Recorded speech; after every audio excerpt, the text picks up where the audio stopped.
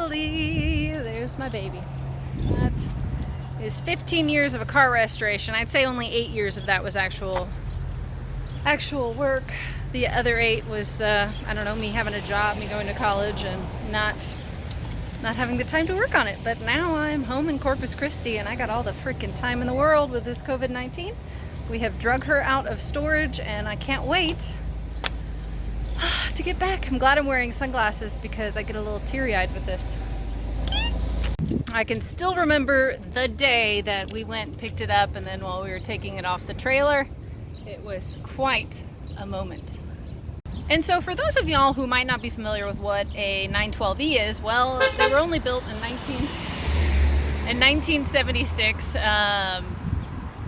So they were only built in 1976, 1 year for the 912e, but prior to that there had been the 912 minus the E, that stood for electronic fuel injection.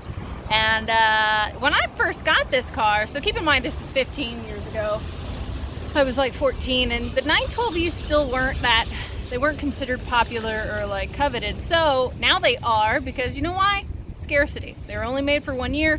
People like things that are rare. So I got lucky. This cost basically nothing when I got it, and it's worth more. It's technically priceless in my little heart for all the blood, sweat, tears, and years that's gone into it. So I cannot wait to continue this journey finally. It's been a weight on my shoulders not having this done for so long.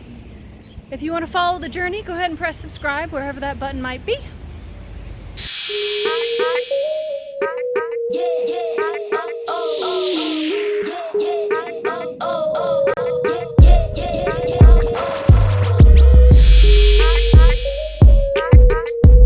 So I took off my fancy Jay Leno shirt because I didn't want to get it messy. It's one of my nice shirts, and it's really freaking hot here in South Texas. So with this car, I kind of get what having a child must feel like. Simultaneously, I am very proud of it, I am frustrated with it, and I am also fearful of its safety. Some tires, we are going to mount them up. Tomorrow is my birthday, so what a better way to celebrate than mounting some tires, huh? Wow. So at this point, the engine was completely overhauled. I did that with the help of our good family friend and 914 engine expert and overall badass Sydney Arnold. Thanks, Sid. And my nails were that of a coal miner. I was in high school, and I was as happy as you can imagine. Whew. I was also a little bit of a jerk. Part of the reasoning I got the 912e, I think, was my dad was hoping it would keep me out of trouble, which it did not exactly do. I would get kicked out of high school at 16, and silver lining, that meant more time for me to spend on my car restoration.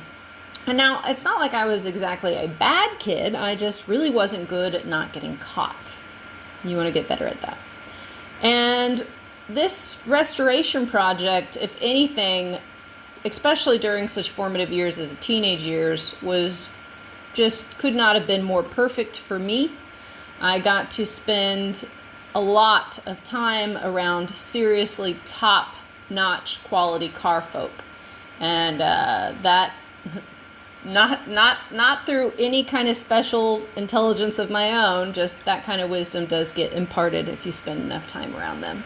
So I'm very happy and thankful for all of the folks that put up with me in my teenage years while I was doing this car restoration. That's all of you, yeah. All right, now in this photo, my engine's already in, and it looks like I had just finished getting it down to metal, which, you know, that's not an easy task, frankly, and I still have burn marks, branding, really, from the heat gun that I used to scrape some of that off. Also, airplane acid and me still don't get along. I don't know if you've ever had airplane acid curled up in a piece of paint that ended up in between your sock and your leg, but that is terrible.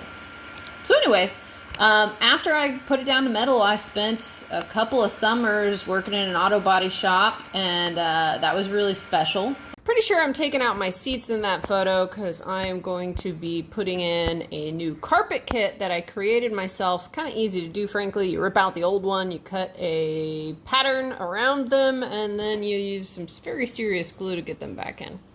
Now, unfortunately, after that, I would leave my car in storage because I was in college and then I was traveling, making a paycheck, which you have to do to be an adult. Yep. And so then my carpet kit, probably I need to do that whole thing again because it has just been covered in dust for a very long time.